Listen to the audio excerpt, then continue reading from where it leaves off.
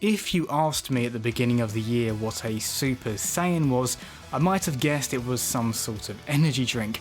I literally had no prior knowledge of the Dragon Ball universe. But then, in January when there was little else to play, I decided to try Dragon Ball Z Kakarot. Almost 5 months on, I've managed to become a genuine fan of Toriyama's world, and it all started with this game. Kakarot's story covers the 4 core sagas of the original Dragon Ball Z run, from the arrival of the evil Saiyans to the threat of Majin Buu. Throughout the journey there's a fantastic focus on character development as you watch the fighters grow closer, enemies become heroes, and limits are broken many times over. Interestingly though, the quality of the storytelling varies massively.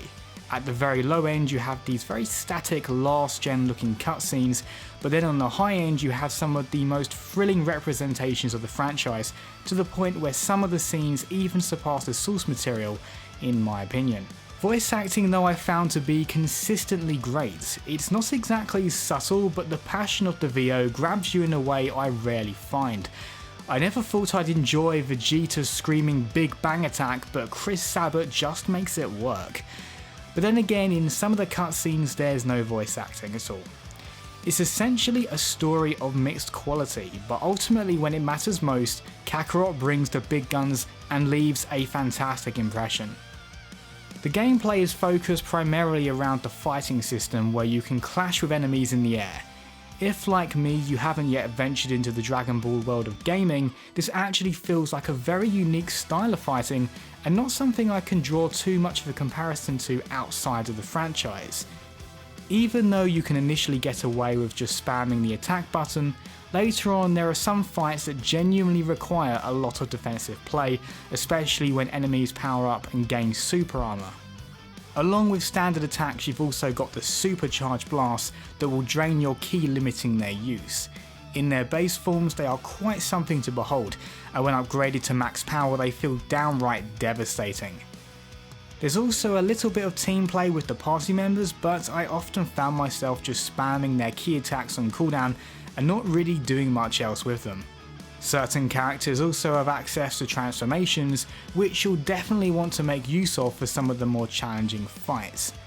Also, the game does have some RPG elements, and with that comes a pretty standard leveling system. I did feel however that during the main story, the core missions felt as if they were automatically keeping you at the necessary level. It wasn't really until the end game that I sensed the mechanic making much of an impact on the experience. There are side activities such as cooking and fishing which are designed to boost your stats, but generally speaking I didn't really feel the need to invest much time in these. Graphically the game didn't really blow me away. Certain environments can look a bit bland, and the console frame rate is just 30, which is fine but nothing special.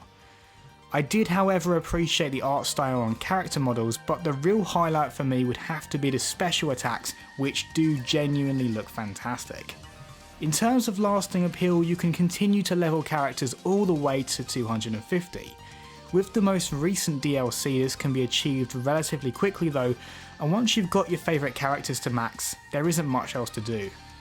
So while not a perfect game by any means, I had a ton of fun with Dragon Ball Z Kakarot. The gameplay is just the right kind of over the top, but its clean coverage of the Dragon Ball Z story is what really hooked me.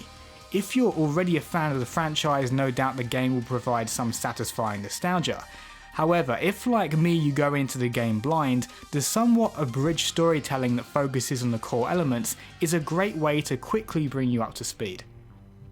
As always people, thanks very much for watching and see you next time. Big Bang Attack!